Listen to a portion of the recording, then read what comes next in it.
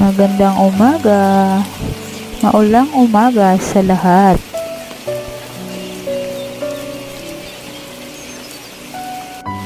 Ngayon ay gagawa ako ng Lego assignment para sa buwan ng Hunyo.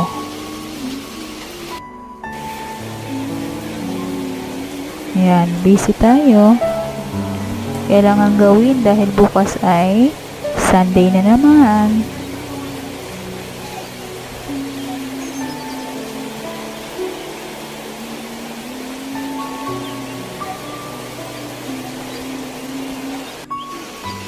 Ayan. Ito yung ginagawa ko. Ako yung gumagawa niyan. Yan, maulan na dito sa aming probinsya. Ito na siguro ang simula ng rainy season. Yan.